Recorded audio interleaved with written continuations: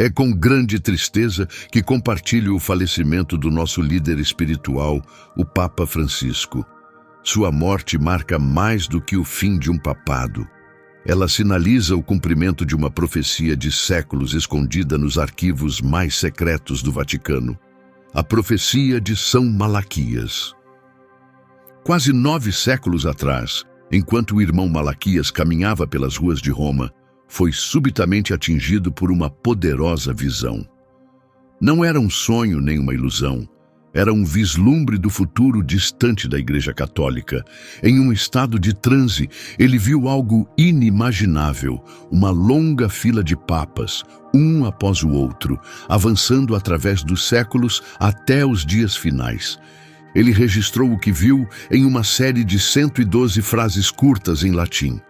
Cada uma continha um símbolo e um aviso para cada papa que viria, até o último, o número 112, conhecido como Pedro, o Romano. Segundo Malaquias, após esse papa não haveria outros, apenas o julgamento divino permaneceria. E hoje, com a morte do Papa Francisco, o último nome foi cumprido. Desde Celestino II até agora, Francisco foi o 112º, exatamente como Malaquias havia previsto. A corrente profética, que começou há séculos, chegou ao seu elo final. As primeiras 111 frases eram curtas e cheias de linguagem simbólica, muitas vezes capturando detalhes como a origem, a personalidade ou o destino de um papa com uma precisão impressionante. Mas a mensagem para o último Papa era diferente. Não era breve nem poética. Era um aviso sombrio e detalhado. Malaquias escreveu que durante a última grande provação da Santa Igreja Romana, um homem chamado Pedro, o Romano, guiaria os fiéis por muitas dificuldades. Quando essas provações terminassem, a cidade das 7 colinas, Roma, cairia, e um terrível juiz se levantaria para julgar a todos. A profecia termina aí, assinada apenas Malaquias. Essa mensagem assustadora nos dá 3 sinais sobre o último Papa. Primeiro, que ele seria o 1002º. Segundo, que seu nome seria Pedro. Terceiro, que viria de Roma. E por fim, que seu tempo seria marcado por grandes turbulências. Não há dúvida, Francisco foi o 112º Papa desde Celestino II, como São Malaquias previu. Por muitos anos, esperava-se que o último Papa se chamasse claramente Pedro e tivesse nascido em Roma, uma identidade fácil de reconhecer. Mas como muitas profecias antigas, a mensagem de Malaquias estava envolta em simbolismo. Agora, olhando para trás, tudo se encaixa de forma assustadoramente perfeita. O Papa Francisco nasceu em uma casa humilde no bairro de Flores, em Buenos Aires. Embora seu local de nascimento tenha sido a Argentina, suas origens contam outra história. Sua família era italiana. Seus pais vieram da região do Piemonte, no norte da Itália. Fugiram de um país devastado pelo fascismo e pelas dificuldades econômicas, buscando dar aos filhos uma vida melhor na Argentina. Isso significa que Francisco carregava sangue romano, uma ligação profunda com a cidade que está no centro da fé católica, não por localização, mas por herança e espírito. Seu nome de nascimento era Jorge Mário Bergoglio, não Pedro. Mas algo aconteceu quando ele foi escolhido para ser Papa. Perguntaram-lhe qual nome escolheria, e sem hesitar respondeu: Francisco. Ele não escolheu um nome ligado ao poder ou à doutrina. Em vez disso, escolheu o nome de São Francisco de Assis, o santo conhecido por abraçar os pobres e doentes, andar descalço e reconstruir a igreja apenas com amor e fé. O que muitos esquecem é que o verdadeiro nome de São Francisco era Giovanni di Pietro di Bernardone. Giovanni, filho de Pietro, filho de Pedro. Um nome cheio de simbolismo profundo. Em todos os aspectos, o Papa Francisco tornou-se a pessoa descrita na antiga profecia. Foi o 112º Papa, carregava o nome simbólico de Pedro, e sua ancestralidade o ligava a Roma. Mas a profecia não terminava aí. Ela também alertava que esse último pastor guiaria seu povo por tempos difíceis. O tempo de Francisco como Papa esteve longe de ser pacífico. Não foi marcado por triunfos ou renascimentos religiosos, mas por dificuldades, exatamente como previsto. Seu caminho espiritual começou com dor. Quando jovem, foi repentinamente atingido por uma dor aguda no lado do corpo. Logo depois, veio uma febre alta e a respiração se tornava mais difícil a cada momento. Seus pulmões se recusavam a encher de ar. Seus pais o levaram ao hospital em pânico. Os médicos o examinaram cuidadosamente, com expressões de grande preocupação. O diagnóstico foi devastador, uma grave infecção pulmonar cheia de cistos. A infecção já havia se espalhado, causando danos irreversíveis a um dos pulmões.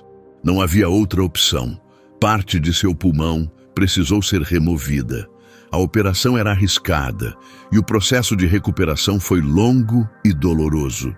Passou dias na cama, fraco, cercado por máquinas médicas e um silêncio estéril. Mas naquela quietude do quarto de hospital, algo profundo aconteceu. Pela primeira vez, ele compreendeu quão frágil a vida realmente é. Percebeu que seu corpo não era invulnerável, que a morte poderia chegar a qualquer momento. Mas em vez de medo, sentiu uma estranha paz. Enquanto os outros rezavam por sua recuperação, ele pediu outra coisa: compreensão, um sentido para aquele sofrimento. Não implorou para que a dor acabasse. Em vez disso, esperava que aquilo pudesse ter um significado maior. Essa experiência o transformou profundamente. A partir de então, soube que cada respiração era um presente. E se ainda estava vivo, só poderia significar que sua jornada ainda não havia terminado, que ainda existia um propósito à sua espera. Apenas alguns meses após se recuperar da doença, mesmo com o corpo ainda fraco e com dificuldades para respirar, tomou uma decisão que mudaria sua vida. Dedicaria-se completamente a Deus. Desde o início de seu papado, Francisco enfrentou forte resistência. Pela primeira vez na história da Igreja, o Papa não era europeu e vinha da ordem dos jesuítas. Assumiu a liderança em um momento em que a Igreja estava abalada, enfrentando uma série de escândalos de abusos sexuais que haviam explodido ao redor do mundo. As vítimas começaram a falar, a indignação pública aumentou. A exigência por responsabilidade não podia mais ser ignorada. Francisco enfrentou a crise de frente. Nunca tentou suavizar a verdade. Pediu desculpas de forma pública e sincera. Encontrou-se com vítimas e chorou ao lado delas. Depois, tomou medidas, iniciando um esforço sério para promover reformas e romper com o ciclo de silêncio que durava há muito tempo. Mas o caminho estava longe de ser fácil. Cada caso estava ligado a um histórico de encobrimentos, instituições poderosas, resistentes à mudança e redes secretas que lutavam para manter tudo escondido. E justo quando essa ferida começava a ser enfrentada, outra surgiu. A própria Igreja começou a se dividir internamente. Conflitos entre bispos e cardeais tornaram-se mais evidentes. Divisões intensas se formaram entre tradicionalistas e reformistas. E cresceu a desconfiança em relação à liderança do Vaticano.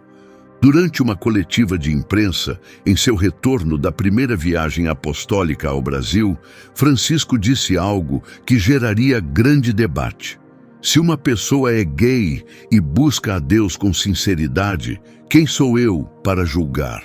Para muitos, foi uma mensagem de compaixão, mas para vozes conservadoras da Igreja, isso foi visto como perigoso. Chamaram-no de vago, liberal demais e o acusaram de enfraquecer a doutrina da Igreja.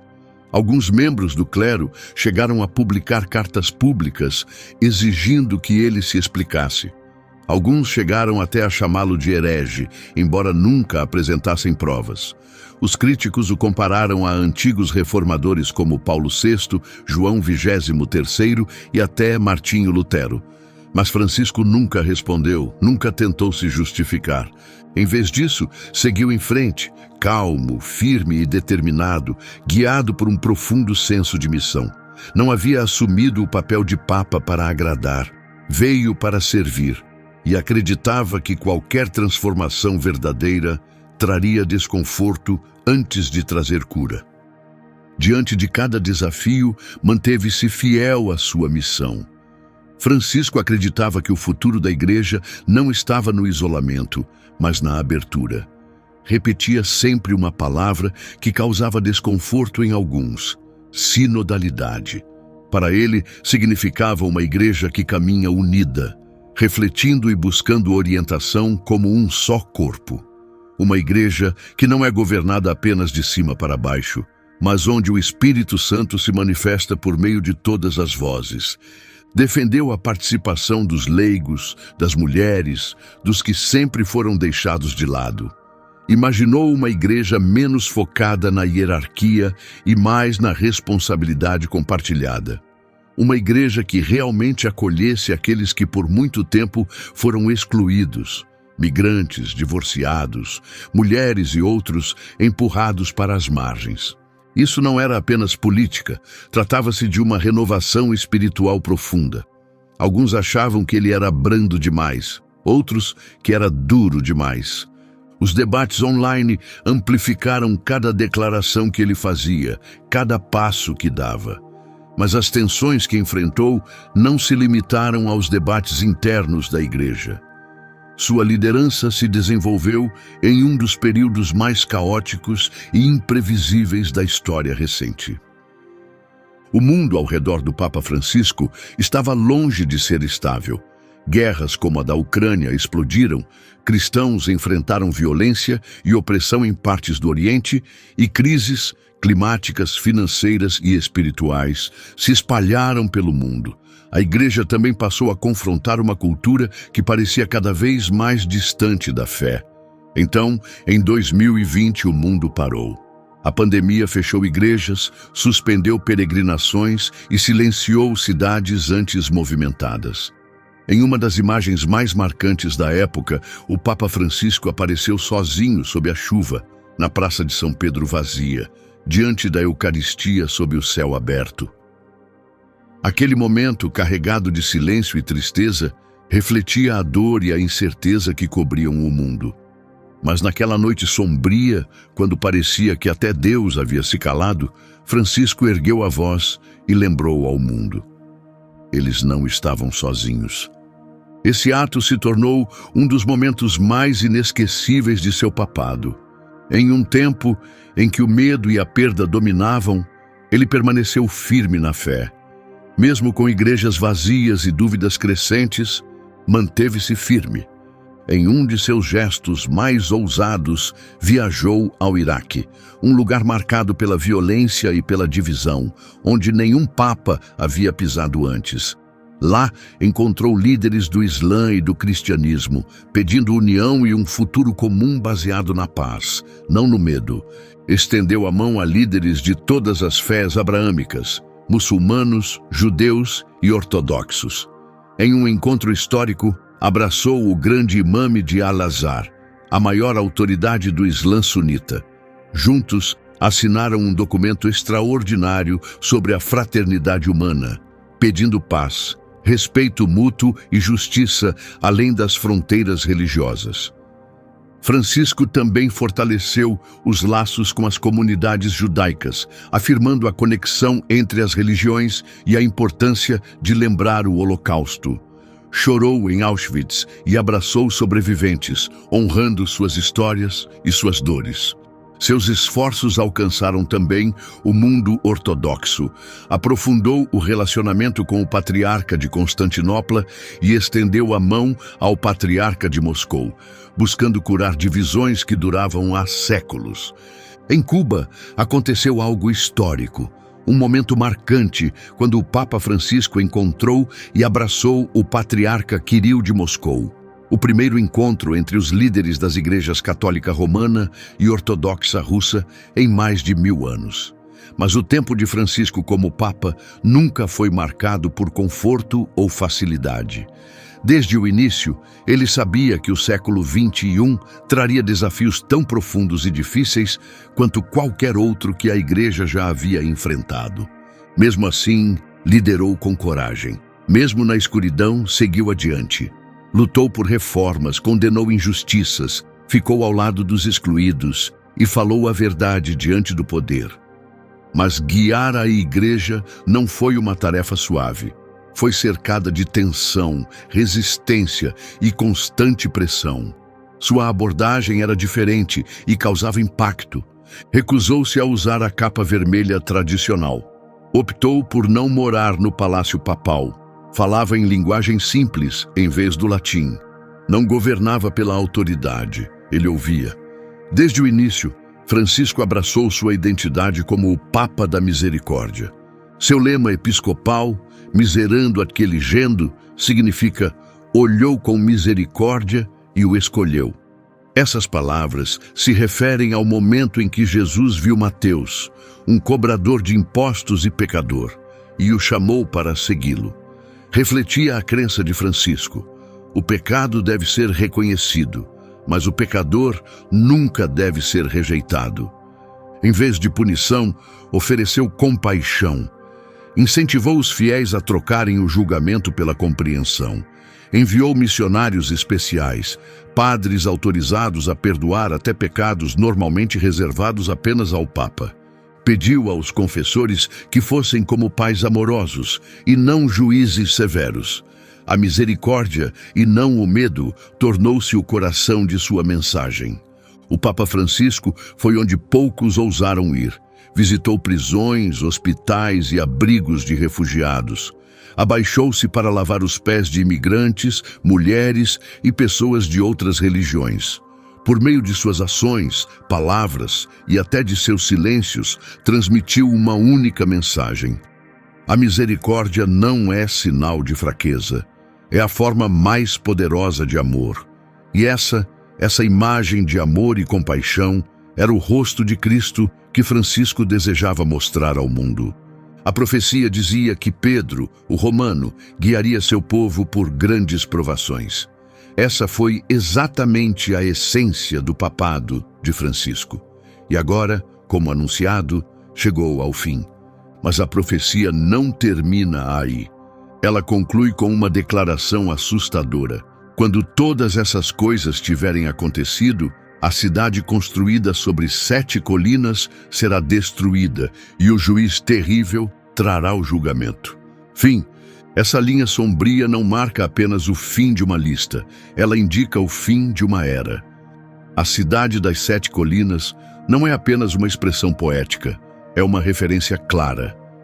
No livro do Apocalipse, capítulo 17, há a menção de uma mulher sentada sobre 7 colinas. As 7 cabeças são as 7 colinas, diz o texto. Não há dúvida sobre qual cidade está sendo indicada. É Roma. A mesma Roma mencionada por São Malaquias, a cidade que, segundo a profecia, enfrentaria a destruição após o reinado do último Papa. Mas essa destruição pode não ser física. Pode não vir pelo fogo ou por conflitos, mas por algo menos visível, algo espiritual. Um colapso interior, uma queda moral e simbólica. E talvez o coração da profecia não seja o fim em si, mas um alerta final, um aviso destinado a despertar e não apenas a condenar. A profecia termina com uma advertência solene. O juiz terrível trará julgamento, não apenas aos que erraram, mas também aos fiéis. Isso sugere um tempo de acerto de contas para todos. A profecia de São Malaquias não fala apenas de desgraça. Ela é um chamado para despertar. Embora muitos a tenham rejeitado como mito ou superstição, sua precisão impressionante levou até alguns céticos a repensarem. A lista começa com o Papa Celestino II, eleito em 1143. Malaquias o descreveu como ex castro Tiberis, do castelo do Tibre. Isso não era uma metáfora vaga. O verdadeiro nome de Celestino era Guido di Castello, e ele nasceu perto do rio Tibre. Serviu em uma igreja localizada próxima ao Castelo Sant'Angelo, exatamente à beira desse rio em Roma. Nada de símbolo poético, uma correspondência exata. Mesmo nos tempos modernos, as previsões se confirmaram. Quando João Paulo I foi eleito em 1978, a profecia o chamou de Meditate Lunae, da meia-lua. Ele assumiu o cargo durante uma meia-lua. Apenas 33 dias depois, morreu repentinamente, novamente sob uma meia-lua no céu. Seu papado foi breve e misterioso. Até hoje, sua morte repentina levanta especulações e perguntas sem resposta. Mas uma coisa é certa: a profecia a descreveu com precisão assustadora. Para seu sucessor, João Paulo II, a profecia usou a frase de labore solis, do trabalho do sol, ou o eclipse do sol. Karol Wojtyła, conhecido mundialmente como João Paulo II, nasceu durante um eclipse solar. Também faleceu em 8 de abril de 2005 sob a sombra de outro eclipse. Sua vida pareceu espelhar a jornada do sol, incansável, radiante e imbatível. Ele viajou mais do que qualquer papa antes dele, espalhando a fé por todos os cantos do mundo. Tornou-se um farol de unidade, resistência e esperança. Um sol incansável, brilhando até o fim. Mas a profecia continuava. O Papa Bento XVI foi associado à frase Gloria Olivae, a glória da oliveira. Alguns ligaram isso à ordem beneditina, há muito tempo simbolizada pelo ramo de oliveira, um sinal de paz e profundidade espiritual. Outros viram isso refletido na natureza calma e contemplativa de Bento e na serenidade pensativa de sua teologia. Até mesmo o nome que escolheu, Bento, parecia ecoar a profecia, como se ele próprio reconhecesse sua verdade. Essas não são coincidências aleatórias. Vez após vez, as profecias de Malaquias se alinharam à história, às personalidades e aos momentos de forma impressionante. O que antes parecia poesia simbólica, agora se lê como um mapa, um guia traçado ao longo dos séculos. Segundo a profecia, o último Papa seria o derradeiro protetor da Igreja antes que o julgamento começasse.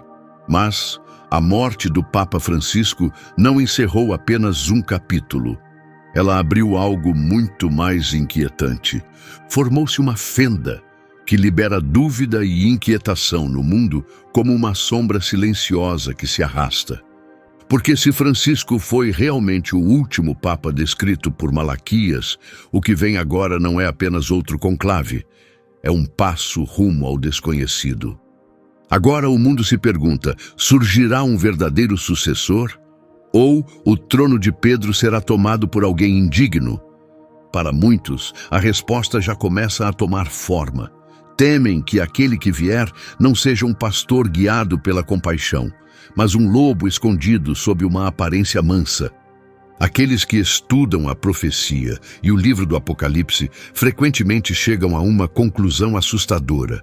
O que vier após Francisco pode não ser um verdadeiro sucessor, mas o falso profeta descrito no capítulo 13 do Apocalipse. Ele parecerá gentil, devoto, até santo, mas as palavras que saírem de sua boca trarão engano e destruição. Tinha 2 chifres como um cordeiro, mas falava como um dragão. Essa figura não liderará com a verdade. Ele liderará para desviar. E agora surgem perguntas urgentes, perguntas que não podem mais ser ignoradas. Se o Papa Francisco foi o último pastor, então quem tomará as rédeas agora?